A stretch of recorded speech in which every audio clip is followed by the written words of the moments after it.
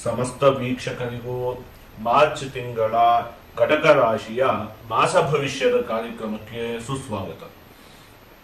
ನಾವು ಮೊದಲಿಗೆ ಈ ಮಾಸದಲ್ಲಿ ನಡೆಯುವಂತಹ ಗ್ರಹಗಳ ಬದಲಾವಣೆಗಳ ಬಗ್ಗೆ ತಿಳಿದುಕೊಳ್ಳೋಣ.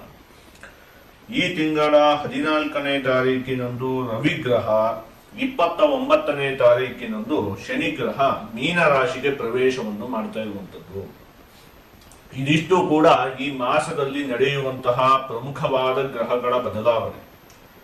ಈಗ ನಾವು ಇದನ್ನೆಲ್ಲ ಆಧರಿಸಿ ಈ ಮಾಸದಲ್ಲಿ ಕಟಕ ರಾಶಿಯವರಿಗೆ ಯಾವ ರೀತಿಯಾದಂತಹ ಫಲ ಪ್ರಾಪ್ತಿಯಾಗಲಿದೆ ಅಂತ ಹೇಳಿ ಒಂದೊಂದಾಗಿ ನೋಡ್ತಾ ಹೋಗೋಣ. ಮೊದಲನೇದಾಗಿ ಈ ತಿಂಗಳ 29ನೇ ತಾರೀಖಿನಂದು ಶನಿ ಗ್ರಹ ಬದಲಾವಣೆಯನ್ನು ಹೊಂದುತ್ತಾ ಇದೆ. ಅಂದ್ರೆ ನಿಮಗೆ ಅಷ್ಟಮ ಶನಿ ಅಂತ ಹೇಳುವಂತದ್ದು ಮುಗಿಯುತ್ತೆ. ಆದ್ರೆ ಅದು ಬದಲಾವಣೆಯನ್ನು ಹೊಂದುತ್ತಾ ಇರುವಂತದ್ದು ಈ ತಿಂಗಳ 29ನೇ ತಾರೀಖಿನಂದು. ಹಾಗಾಗಿ ಅದರಿಂದ ಫಲ ಎಲ್ಲ ಪ್ರಾಪ್ತಿಯಾಗುವಂತದ್ದು ಯಾವಾಗ ಹೇಳಿ? ಮುಂದಿನ ತಿಂಗಳಲ್ಲಿ. ಈ ತಿಂಗಳಲ್ಲಿ ನಿಮಗೆ ಅಷ್ಟಮ ಶನಿ ಅಂತ ಹೇಳುವಂತದ್ದು ಇರುತ್ತೆ. 29ನೇ ತಿಂಗಳು ಬದಲಾವಣೆಯನ್ನು ಹೊಂದುತ್ತಾ ಇರುವುದರಿಂದ ಹಾಗಾಗಿ ನಾವು ಮುಂದಿನ ತಿಂಗಳ ಏಪ್ರಿಲ್ ತಿಂಗಳ ಭವಿಷ್ಯವನ್ನು ಯೋಚನೆ ಮಾಡುವಂತಹ ಸಂದರ್ಭದಲ್ಲಿ ಇನ್ನು ಮುಂದೆ ಶನಿ ಗ್ರಹದಿಂದ ಯಾವ ರೀತಿಯಾದಂತಹ ಫಲ ಪ್ರಾಪ್ತಿಯಾಗುತ್ತೆ ಅಂತ ಹೇಳೋದನ್ನ ನೋಡೋಣ. ಈ ಮಾಸದಲ್ಲಂತೂ ನಿಮಗೆ ಅಷ್ಟಮ ಶನಿ ಅಂತ ಹೇಳುವಂಥದ್ದು ಇರುವುದರಿಂದ ಈಗ ಆ ವಿಚಾರದಲ್ಲಿ ನಾವು ಯೋಚನೆ ಮಾಡುವಂಥದ್ದು ಬೇಡ. ಇನ್ನು ಗತ ಮಾಸದಲ್ಲಿ ಹೇಳಿದಂತಹ ಅನೇಕ ಫಲಗಳು ನಿಮಗೆ ಈ ಮಾಸದಲ್ಲಿಯೂ ಕೂಡ ಪ್ರಾಪ್ತಿಯಾಗುತ್ತೆ. ಅದರಲ್ಲಿ ಮುಖ್ಯವಾಗಿ ಮನೆಗೆ ಸಂಬಂಧಪಟ್ಟಿರುವಂತಹ ವಿಚಾರದಲ್ಲಿ ಒಂದಷ್ಟು ಅಭಿವೃದ್ಧಿ ಉಂಟಾಗುತ್ತೆ. ಅಂದ್ರೆ ಮನೆಗೆ ಸಂಬಂಧಪಟ್ಟಿರುವಂತಹ ಏನಾದರೂ ವಿವಾದಗಳು ಇದ್ದಂತಹ ಪಕ್ಷದಲ್ಲಿ ಅದೆಲ್ಲ ಬಗೆಹರಿಯುತ್ತೆ. ಅಥವಾ ಇನ್ನು ಮನೆಯನ್ನು ಕೊಂಡುಕೊಳ್ಬೇಕು ಅಂತ ಹೇಳಿ ಏನಾದರೂ ಯೋಚನೆ ಮಾಡ್ತಿದ್ರೆ ಅದಕ್ಕೂ ಕೂಡ ಈ ಮಾಸದಲ್ಲಿ ಅವಕಾಶ ಇದೆ. ಬೃಹಸ್ಪತಿ ಗ್ರಹ ನಿಮಗೆ ಏಕಾದಶ ಭಾವ ಲಾಭಸ್ಥಾನದಲ್ಲಿ ಸ್ಥಿರವಾಗಿರುವುದರಿಂದಾಗಿ ನಿಮ್ಮ ಕೆಲಸ ಕಾರ್ಯಗಳಲ್ಲಿ ಇರುವಂತಹ ಅಡೆತಡೆಗಳು ನಿವಾರಣೆ ಆಗುತ್ತೆ. ಅಂದ್ರೆ ಏನೇ ಕೆಲಸ ಮಾಡುವುದಕ್ಕೋದ್ರೂ ಕೂಡ ಅದರಲ್ಲಿ ವಿಘ್ನಗಳೆಲ್ಲ ಉಂಟಾಗ್ತಿತ್ತಲ್ಲ, ಅದೆಲ್ಲ ನಿವಾರಣೆ ಅಂತ ಹೇಳುವಂಥದ್ದು ಆಗುತ್ತೆ. ನಿಮಗೆ ಉದ್ಯೋಗದಲ್ಲಿ ನೂತನವಾದ ಜವಾಬ್ದಾರಿ ಪ್ರಾಪ್ತಿಯಾಗುತ್ತೆ. ಏನೋ ಒಂದು ಉದ್ಯೋಗ ಮಾಡ್ತಾ ಇರ್ತೀರಲ್ಲ, ಅದ್ರಲ್ಲಿ ನಿಮಗೆ ಇನ್ನೂ ಒಂದಷ್ಟು ಜವಾಬ್ದಾರಿಗಳು ಪ್ರಾಪ್ತಿಯಾಗುತ್ತೆ. ನೀವು ಮಾಡ್ತಿರುವಂತಹ ಉದ್ಯೋಗದಲ್ಲಿ ಪ್ರಗತಿ ಅನ್ನುವಂಥದ್ದು ಉಂಟಾಗುತ್ತೆ. ನಿಮಗೆ ಒಂದು ಶುಭ ಸುದ್ದಿ ಉಂಟು. ಅದೇನು ಅಂತ ಹೇಳಿದ್ರೆ, ನಿಮಗೆ ಅತ್ಯಂತ ಅದ್ಭುತವಾದಂತಹ 45 ದಿನಗಳು ಇದಾವೆ. ಈ 45 ದಿನಗಳಲ್ಲಿ ನೀವು ಜೀವನದಲ್ಲಿ ಯಾವತ್ತೂ ಕೂಡ ನೋಡದಷ್ಟು ಅಭಿವೃದ್ಧಿ ಅನ್ನುವಂಥದ್ದು ಉಂಟಾಗುತ್ತೆ.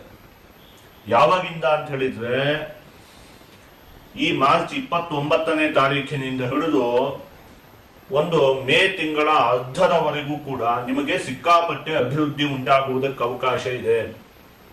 ಇಲ್ಲಿವರೆಗೆ ನಿಮಗೆ ಅಷ್ಟಮ ಶನಿ ಅಂತ ಹೇಳುವಂಥದ್ದು ಇತ್ತು. ಈ ತಿಂಗಳು ಕೊನೆಗೆ ಅದು ಮುಗಿಯುತ್ತೆ. ಅದಾದ್ಮೇಲೆ ಏನ್ ಹೇಳಿ, ಬೃಹಸ್ಪತಿ ಗ್ರಹ ಏಕಾದಶ ಭಾವದಲ್ಲಿ ಸ್ಥಿತವಾಗಿದೆ. ಹಾಗಾಗಿ ಇದಿಷ್ಟನ್ನು ಕೂಡ ಅವಲೋಕನವನ್ನು ಮಾಡಿದಂತಹ ಸಂದರ್ಭದಲ್ಲಿ ಈ ಒಂದು 45 ದಿನಗಳು ಯಾವಾಗ ಈ ತಿಂಗಳ ಕೊನೆಯಿಂದ ಹಿಡಿದು ಒಂದು ಮೇ ಅರ್ಧದವರೆಗೂ ಕೂಡ, ಅಂದ್ರೆ ಈ ಒಂದು 45 ದಿನಗಳಲ್ಲಿ ನಿಮಗೆ ಅತ್ಯಂತವಾಗಿ ಅಭಿವೃದ್ಧಿ ಎನ್ನುವಂಥದ್ದು ಉಂಟಾಗುತ್ತೆ. ಅದಕ್ಕೋಸ್ಕರ ಆ ವಿಚಾರವನ್ನು ನಾನು ಈಗಲೇ ಹೇಳ್ತಾ ಇದ್ದೀನಿ. ನೀವೇನೋ ಒಂದಷ್ಟು ಪ್ರಯತ್ನವನ್ನು ಮಾಡ್ತಾ ಇದ್ದೀರಲ್ಲ, ಉದ್ಯೋಗಕ್ಕೆ ಸಂಬಂಧಪಟ್ಟಿರುವಂತಹ ವಿಚಾರದಲ್ಲಿ ಆಗಿರಬಹುದು, ಅಥವಾ ವಿವಾಹಕ್ಕೆ ಸಂಬಂಧಪಟ್ಟಿರುವಂತಹ ವಿಚಾರದಲ್ಲಿ ಆಗಿರಬಹುದು, ಈ ಹಿಂದಿನಿಂದಲೂ ನೀವು ಪ್ರಯತ್ನ ಮಾಡ್ಕೊಂಡು ಬಂದಿದ್ರೆ ಆ ಪ್ರಯತ್ನವನ್ನು ಮುಂದುವರಿಸಿ. ಈ ತಿಂಗಳ ಅಂತ್ಯದಿಂದ ಹಿಡಿದು ಆ ಎಲ್ಲ ವಿಚಾರದಲ್ಲಿಯೂ ಕೂಡ ನಿಮಗೆ ಯಶಸ್ಸು ಪ್ರಾಪ್ತಿಯಾಗುವುದಕ್ಕೆ ಅವಕಾಶ ಇದೆ. ಒಟ್ಟು 45 ದಿನಗಳ ಕಾಲ. ನಾನು ಯಾವಾಗ್ಲೂ ಕೂಡ ಈ ಮಾತನ್ನ ಹೇಳ್ತಾ ಇರ್ತೀನಿ. ಏನು ಅಂತ ಹೇಳಿ ಆದ್ರೆ, ನಾವು ಯಾವಾಗ್ಲೂ ಕೂಡ ಪ್ರಯತ್ನ ಪಡ್ತಾ ಇರಬೇಕು. ನಾವು ಯಾವಾಗ್ಲೂ ಕೂಡ ಕುಣಿತಾ ಇರಬೇಕು. ಯಾವಾಗ ನಮ್ ಕಡೆ ಫೋಕಸ್ ಲೈಟ್ ಬರುತ್ತೆ ಅಂತ ಹೇಳಿ ಹೇಳುವುದಕ್ಕಾಗುವುದಿಲ್ಲ. ಅದು ಬಂದಂತಹ ಸಂದರ್ಭದಲ್ಲಿ ನಾವು ನಮ್ಮ ಒಂದು ಪ್ರತಿಭೆಯನ್ನು ಪ್ರದರ್ಶನ ಮಾಡಿದ್ರೆ ಅದು ಜನಕ್ಕೆ ಕಾಣುತ್ತೆ ಅಲ್ವಾ? ಆ ರೀತಿಯಾಗಿ ಅದೇ ಫೋಕಸ್ ಲೈಟ್ ನನ್ನ ಕಡೆ ಬರುವವರೆಗೂ ನಾನು ಸುಮ್ಮನೆ ಕೂತಿರ್ತೀನಪ್ಪ, ಹೇಗೂ ಕಾಣ್ತಾ ಇಲ್ಲಲ್ಲ ಅಂತ ಹೇಳಿ ನಾವು ಸುಮ್ಮನೆ ಕೂತಿದ್ರೆ ಅದು ಯಾವತ್ತು ನಮ್ಮ ಕಡೆ ಫೋಕಸ್ ಲೈಟ್ ಬರುತ್ತೆ ಅಂತ ಹೇಳಿ ಹೇಳೋದಕ್ಕಾಗೋದಿಲ್ಲ. ಅದು ಬಂದಿರುವಾಗ ನಾವು ಇನ್ನು ಸುಮ್ಮನೆ ಕೂತ್ಕೊಂಡಿರ್ತೀವಿ. ಅವಾಗ ಜನ ಇವ್ನ ಏನು ಮಾಡ್ತಾ ಇಲ್ಲ ಅಂತ ಹೇಳಿ ಅನ್ಕೊಂಡ್ಬಿಡ್ತಾರೆ. ತಾತ್ಪರ್ಯ ಏನು? ನಾವು ಯಾವಾಗ್ಲೂ ಪ್ರಯತ್ನ ಮಾಡ್ತಾ ಇರ್ಬೇಕು. ಅದೃಷ್ಟ ಅಂತ ಹೇಳೋದು ಯಾವಾಗ ನಮ್ಮ ಕಡೆ ಬರುತ್ತೆ ಅಂತ ಹೇಳಿ ಹೇಳುವುದಕ್ಕಾಗುವುದಿಲ್ಲ. ಹಾಗಾಗಿ ಇಲ್ಲಿವರೆಗೂ ನೀವು ಪ್ರಯತ್ನ ಮಾಡ್ತಾ ಬಂದಿದ್ದೀರಲ್ಲ, ಈ 45 ದಿನ ನಿಮ್ಮ ಪಾಲಿಗೆ ಅತ್ಯಂತ ಅದ್ಭುತವಾದ ದಿನಗಳು, ಈ ತಿಂಗಳ 29ನೇ ತಾರೀಕಿನಿಂದ ಹಿಡಿದು. ಹಾಗಾಗಿ ನೀವು ಈ ಎಲ್ಲಾ ಪ್ರಯತ್ನವನ್ನು ಕೂಡ ಮುಂದುವರಿಸಿ. ಈ 45 ದಿನಗಳಲ್ಲಿ ನಿಮ್ಮ ಅನೇಕ ಆಸೆಗಳು ಈಡೇರುತ್ತೆ. ಗುರುಗ್ರಹ ಏಕಾದಶ ಭಾವದಲ್ಲಿ ಸ್ಥಿತವಾದಂತಹ ಸಂದರ್ಭದಲ್ಲಿ ಅಕುಪ್ಯಂಚ ಲಾಭೆ ಗುರೌ ಕಿನ್ನ ಲಭ್ಯಂ ವದಂತ್ಯಷ್ಟ ಧೀಮಂತ ಮನ್ಯೇ ಮುನೀಂದ್ರಾಹ ಪಿತುರ್ಭಾರಭೃತ್ ಸ್ವಾಂಗಜಾಸ್ತಸ್ಯ ಪಂಚ ಪರಾರ್ಥಸ್ತರತ್ತೋ ನಚೇತ್ ವೈಭವಾಯ ಅಂತ ಹೇಳಿರುವಂಥದ್ದು. ಅಕುಪ್ಯಂಚ ಲಾಭೆ ಗುರೌ ಕಿನ್ನ ಲಭ್ಯಂ, ಬೃಹಸ್ಪತಿ ಗ್ರಹ ಏಕಾದಶ ಭಾವದಲ್ಲಿ ಸ್ಥಿತವಾಗಿದೆ ಅಂತ ಹೇಳಿ ಆದ್ರೆ ಕಿನ್ನ ಲಭ್ಯಂ, ಏನ್ ಸಿಗಲಿಲ್ಲ ಅಂತ ಹೇಳಿ ಕೇಳಿರುವಂತದ್ದು. ಅಂದ್ರೆ ಎಲ್ಲದೂ ಕೂಡ ಸಿಗತ್ತೆ ಅಂತ ನೀವೇನೇನು ಬಯಸ್ತಾ ಇದೀರೋ ಅದೆಲ್ಲ ಪ್ರಾಪ್ತಿ ಆಗುವುದಕ್ಕೆ ಈ ತಿಂಗಳ ಕೊನೆಯಿಂದ ಹಿಡಿದು 45 ದಿವಸಗಳ ಕಾಲ ಅವಕಾಶ ಉಂಟು. ಹಾಗಾಗಿ ನಾನು ಅದನ್ನು ಮುಂಚೆನೆ ಹೇಳ್ತಾ ಇದ್ದೀನಿ. ಅದಕ್ಕೋಸ್ಕರನೇ ನೀವು ಪ್ರಯತ್ನ ಮಾಡೋದನ್ನು ಮುಂದುವರಿಸಬೇಕು. ಅಲ್ಲಿ ನಿಮ್ಮ ಎಲ್ಲ ಆಸೆಗಳು ಕೂಡ, ನಿಮ್ಮ ಎಲ್ಲ ಕನಸುಗಳು ಕೂಡ ನನಸಾಗುವುದಕ್ಕೆ ಅವಕಾಶ ಅಂತ ಹೇಳುವಂತದ್ದು ಇದೆ. ಇದಿಷ್ಟು ಕೂಡ ಈ ಮಾಸದಲ್ಲಿ ಪ್ರಾಪ್ತಿ ಆಗುವಂತಹ ಶುಭ ಫಲಗಳು. ಈಗ ನೀವು ಈ ಮಾಸದಲ್ಲಿ 1-2-3 ವಿಚಾರದಲ್ಲಿ ಒಂದ್ ಸ್ವಲ್ಪ ಜೋಪಾನವಾಗಿರ್ಬೇಕು. ಅಲ್ಲಿಗೆ ಇದನ್ನು ಯೋಚನೆ ಮಾಡಿದವಾಗ ಏನ್ ಹೇಳಿ, ಈ ಮಾಸ ಒಂದ್ ಲೆಕ್ಕದಲ್ಲಿ ನಿಮಗೆ ಮಧ್ಯಮವಾಗೇ ಇದೆ. ಕೆಲವೊಂದು ಶುಭ ಫಲ ಇದೆ, ಕೆಲವೊಂದು ವಿಚಾರದಲ್ಲಿ ಜೋಪಾನವಾಗಿಯೂ ಇರ್ಬೇಕಾಗುತ್ತೆ. ಆದ್ರೆ ಈ ತಿಂಗಳ ಕೊನೆಯಿಂದ ಹಿಡಿದು 45 ದಿವಸದಲ್ಲಿ ನಿಮಗೆ ಅದ್ಭುತವಾದ ಯಶಸ್ಸು ಅಂತ ಹೇಳುವಂತ ಪ್ರಾಪ್ತಿ ಆಗುತ್ತೆ. ಈಗ ಈ ತಿಂಗಳಲ್ಲಿ ಏನೇನು ವಿಚಾರದಲ್ಲಿ ಜೋಪಾನವಾಗಿರ್ಬೇಕು ಅದನ್ನು ನೋಡೋಣ. ಕಾಲಿಗೆ ಸಂಬಂಧಪಟ್ಟಿರುವಂತಹ ಆರೋಗ್ಯದ ವಿಚಾರದಲ್ಲಿ ನೀವು ಒಂದು ಸ್ವಲ್ಪ ಜೋಪಾನವಾಗಿರ್ಬೇಕಾಗತ್ತೆ. ಅಂದ್ರೆ ಈ ಮಂಡಿ ನೋವು ಇಂಥದ್ದೆಲ್ಲ ಇದ್ದಂತಹ ಪಕ್ಷದಲ್ಲಿ ಈ ಮುಂಚೆಯಿಂದಲೂ ಕೂಡ ಅದಕ್ಕೆಲ್ಲ ನೀವು ಸರಿಯಾಗಿ ಔಷಧಿಯನ್ನು ತೆಗೆದುಕೊಳ್ಳುವಂಥದ್ದು, ಅದಕ್ಕೆ ವೈದ್ಯರು ಯಾವ ರೀತಿಯಾಗಿ ಹೇಳಿದ್ದಾರೋ ಆ ರೀತಿಯಾಗಿ ನಡೆದುಕೊಳ್ಬೇಕಾಗತ್ತೆ. ಇನ್ನು ವಾಹನಗಳಿಗೆ ಸಂಬಂಧಪಟ್ಟಿರುವಂತಹ ವಿಚಾರದಲ್ಲಿ ನೀವು ಸಾಹಸ ಮಾಡುವುದಕ್ಕೆ ಹೋಗ್ಬಾರ್ದು. ಅಂದ್ರೆ ಏನ್ ಹೇಳಿ, ವಾಹನದಲ್ಲಿ 2 ಚಕ್ರ ಇರುತ್ತೆ, ನಾನು ಒಂದೇ ಚಕ್ರದಲ್ಲಿ ಹೋಗ್ತೀನಿ ಅಂತ ಹೇಳಿ ಹೋಗುವಂತದ್ದಾಗಿರಬಹುದು. ಅಥವಾ ಊರಿನ ಜನ ಎಲ್ಲ ನನ್ನ ಕಡೆನೇ ತಿರುಗಿ ನೋಡ್ಬೇಕು, ಅಷ್ಟು ಸ್ಪೀಡ್ ಆಗಿ ಹೋಗ್ತೀನಿ ಅಂತ ಹೇಳಿ ಹೋಗುವಂತದ್ದಾಗಿರಬಹುದು. ಈ ರೀತಿಯಾಗಿ ವಾಹನಗಳ ವಿಚಾರದಲ್ಲಿ ಸಾಹಸ ಮಾಡುವುದಕ್ಕೆ ಹೋಗ್ಬೇಡಿ. ನೀವು ನಿಮ್ಮ ಪಾಡಿಗೆ ಅದನ್ನ ನಿಮ್ಮ ಒಂದು ಕೆಲಸಕ್ಕೆ ಬಳಸ್ಕೊಂಡ್ರೆ ಅವಾಗೇನು ಸಮಸ್ಯೆ ಇಲ್ಲ. ನೀವೇನೋ ಒಂದು ಅದರಲ್ಲಿ ಸಾಹಸ ಮಾಡ್ತೀನಿ ಅಂತ ಹೇಳಿ ಹೋದ್ರೆ, ಈಗ ಅಷ್ಟಮದಲ್ಲಿ ಶನಿ ಇರುವಂತದ್ದು, ಅದು ಕೊನೆಯ ಒಂದು ತಿಂಗಳು ಇದು. ಹಾಗಾಗಿ ಅಂತ ಸಾಹಸಗಳನ್ನೆಲ್ಲ ಮಾಡುವುದಕ್ಕೆ ಹೋಗ್ಬೇಡಿ ವಾಹನದ ವಿಚಾರದಲ್ಲಿ. ಇನ್ನು ದುಡ್ಡಿನ ವ್ಯವಹಾರ ಮಾಡುವಾಗ ನೀವು ಒಂದು ಸ್ವಲ್ಪ ಜೋಪಾನವಾಗಿ ಇರ್ಬೇಕಾಗುತ್ತೆ. ಏನೋ ಒಂದು ಯಾರೋ ಕೇಳ್ತಾರೆ 100 ರೂಪಾಯಿನ ತೆಗೆದು ಕೊಡ್ತೀನಿ ಅಂತ ಹೇಳಿ ಹೋಗ್ತೀರಿ, 100 ರೂಪಾಯಿ ತೆಗಿತೀರಿ, ಜೇಬಲ್ಲಿ ಇನ್ನೊಂದು ನೋಟು ಕೆಳಗಡೆ ಬಿದ್ದೋಗುತ್ತೆ, ನಿಮ್ಗೆ ಗೊತ್ತೇ ಆಗುವುದಿಲ್ಲ. ಆ ರೀತಿ ಆಗುವಂತದ್ದು ಇರಬಹುದು.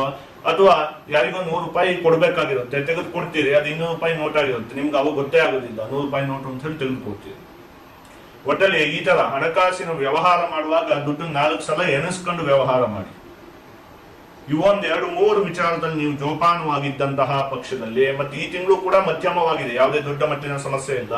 ಇದಾದ್ಮೇಲೆ ಈ ತಿಂಗಳ ಕೊನೆಯಿಂದ ಹಿಡಿದು 45 ದಿವಸಗಳ ಕಾಲ ಎಲ್ಲಾ ವಿಚಾರದಲ್ಲಿಯೂ ನಿಮಗೆ ಅಭಿವೃದ್ಧಿ ಅನ್ನುವಂಥದ್ದು ಉಂಟಾಗುತ್ತೆ. ಈಗ ಇದನ್ನೆಲ್ಲ ನಾವು ಒಟ್ಟುಗೂಡಿಸಿ ಒಂದೊಂದೇ ವಿಚಾರದಲ್ಲಿ ಈ ಮಾಸದಲ್ಲಿ ಯಾವ ರೀತಿಯಾದಂತಹ ಫಲ ಪ್ರಾಪ್ತಿಯಾಗಲಿದೆ ಅಂತ ಹೇಳಿ ನೋಡ್ತಾ ಹೋಗೋಣ. ಮೊದಲನೇದಾಗಿ ಆರೋಗ್ಯಕ್ಕೆ ಸಂಬಂಧಪಟ್ಟಿರುವಂತಹ ವಿಚಾರದಲ್ಲಿ ಒಂದು ಸ್ವಲ್ಪ ಮಂಡಿ ನೋವು ಕಾಡುವುದಕ್ಕೆ ಅವಕಾಶ ಇದೆ. ಕುಟುಂಬಕ್ಕೆ ಸಂಬಂಧಪಟ್ಟಿರುವಂತಹ ವಿಚಾರ, ವಿದ್ಯೆಗೆ ಸಂಬಂಧಪಟ್ಟಿರುವಂತಹ ವಿಚಾರದಲ್ಲಿ ಈ ಮಾಸ ಉತ್ತಮವಾಗಿದೆ. ಹಣಕಾಸಿಗೆ ಸಂಬಂಧಪಟ್ಟಿರುವಂತಹ ವಿಚಾರದಲ್ಲಿ ದುಡ್ಡಿನ ವ್ಯವಹಾರ ಮಾಡುವಾಗ ನೀವು ಜೋಪಾನವಾಗಿ ಇರಬೇಕಾಗತ್ತೆ. ಇನ್ನು ಉದ್ಯೋಗಕ್ಕೆ ಸಂಬಂಧಪಟ್ಟಿರುವಂತಹ ವಿಚಾರದಲ್ಲಿ ಈ ಮಾಸ ಮಧ್ಯಮವಾಗಿದೆ, ಮುಂದೆ ತುಂಬಾ ಚೆನ್ನಾಗಿದೆ. ನಿಮ್ಮಲ್ಲಿ ಅನೇಕ ಜನ ಹೇಳ್ತಾ ಇರ್ತೀರಿ ಉದ್ಯೋಗಕ್ಕೆ ಸಂಬಂಧಪಟ್ಟಿರುವಂತಹ ವಿಚಾರದಲ್ಲಿ ಸಮಸ್ಯೆ ಇದೆ ಅಂತ ಹೇಳಿ. ಅದೆಲ್ಲ ಬಗೆಹರಿಯುವುದಕ್ಕೆ ನೋಡಿ ಆ ಒಂದು 45 ದಿವಸದಲ್ಲಿ ಅವಕಾಶ ತುಂಬಾ ಇದೆ. ಯಾಕೆ ಅಂತ ಹೇಳಿ ಆದ್ರೆ ಇಲ್ಲಿವರೆಗೂ ಕೂಡ ಬೃಹಸ್ಪತಿ ಗ್ರಹ ಏಕಾದಶ ಭಾವದಲ್ಲೇ ಸ್ಥಿರವಾಗಿತ್ತು. ಆದ್ರೆ ಏನಾಗಿದೆ, ಶನಿ ಗ್ರಹ ಅಷ್ಟಮದಲ್ಲಿತ್ತು, ಅಷ್ಟಮ ಶನಿ ಅಂತ ಹೇಳುವಂಥದ್ದು ನಡೀತಾ ಇತ್ತು. ಆದ್ರೆ ಈ ತಿಂಗಳು ಕೊನೆಗೆ ಅಷ್ಟಮ ಶನಿ ಮುಗಿಯುತ್ತೆ.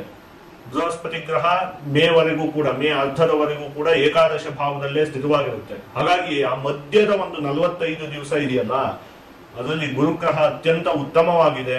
ಈ ಕಡೆ ಶನಿ ಗ್ರಹದಿಂದ ಉಂಟಾಗುತ್ತಿದ್ದಂತಹ ಸಮಸ್ಯೆಗಳು ಕೂಡ ಕಮ್ಮಿ ಆಗುತ್ತೆ. ಹಾಗಾಗಿ ಆ ಒಂದು 45 ದಿವಸದಲ್ಲಿ ನಿಮಗೆ ಉದ್ಯೋಗಕ್ಕೆ ಸಂಬಂಧಪಟ್ಟಿರುವಂತಹ ವಿಚಾರದಲ್ಲಿಯೂ ಕೂಡ ಉಂಟಾಗುತ್ತಿದ್ದಂತಹ ಸಮಸ್ಯೆಗಳೆಲ್ಲ ಬಗೆಹರಿಯುವುದಕ್ಕೆ ಅವಕಾಶ ಇದೆ. ಅದಕ್ಕೋಸ್ಕರನೇ ನಾನು ಹೇಳಿದ್ದು ಆ ಒಂದು ಸಮಯವನ್ನು ನೀವು ಸರಿಯಾಗಿ ಸದುಪಯೋಗ ಪಡಿಸಿಕೊಳ್ಳಿ ಅಂತ.